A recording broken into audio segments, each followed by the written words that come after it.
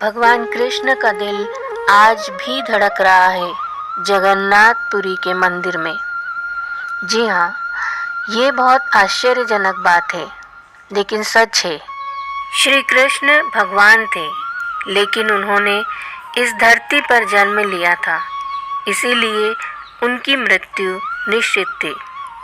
पौराणिक कथाओं के अनुसार एक बार भगवान कृष्ण वन में लेटे हुए पीपल के पेड़ के नीचे विश्राम कर रहे थे। तभी एक बहेलिये ने गलती से उन्हें हिरण समझ लिया और उन पर तीर से वार कर दिया। तीर सीधे भगवान श्री कृष्ण के पैर के अंगूठे में जा लगा।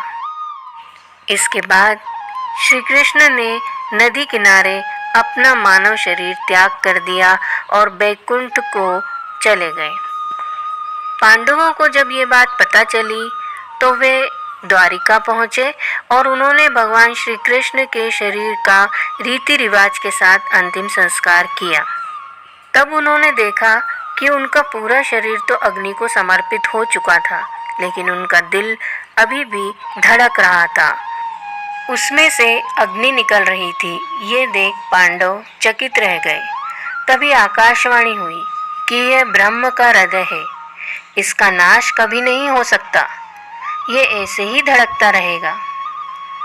इसके बाद पांडवों ने श्री कृष्ण के धड़कते हुए हृदय को समुद्र में प्रवाहित कर दिया। समुद्र में प्रवाहित करने के बाद श्री कृष्ण के हृदय ने लकड़ी के एक लट्टे का रूप ले लिया और फिर तैरते तैरते उड़ीसा के समुद्र तट पर पहुंच गया।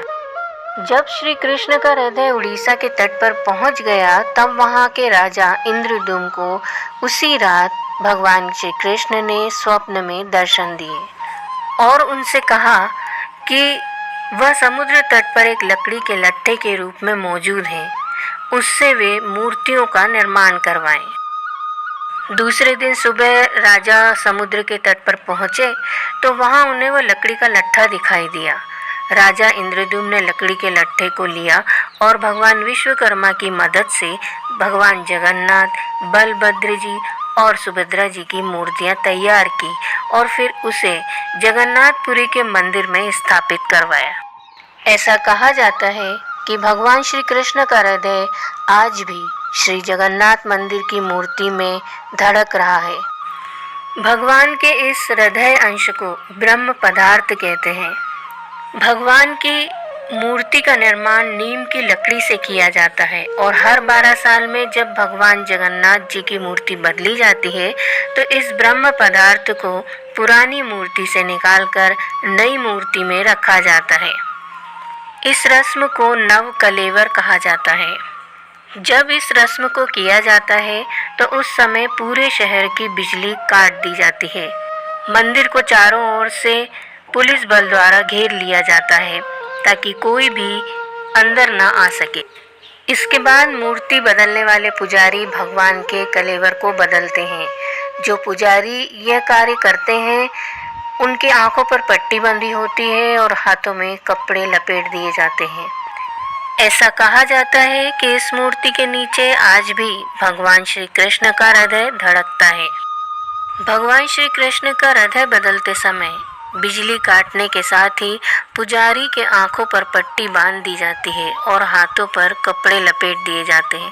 इसके पीछे यह मान्यता है कि अगर किसी ने भी गलती से ब्रह्म पदार्थ देख लिया तो उसकी मृत्यु निश्चित है। मूर्ति बदलने वाले पुजारी यह कहते हैं कि जब भी यह प्रक्रिया की जाती है तो उस समय ऐसा महसूस होता है कि कलेवर के अंदर खरगोश फुदक रहा है।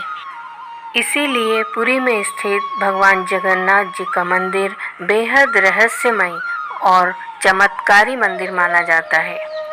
इसे धरती का बैकुंठ कहा जाता है।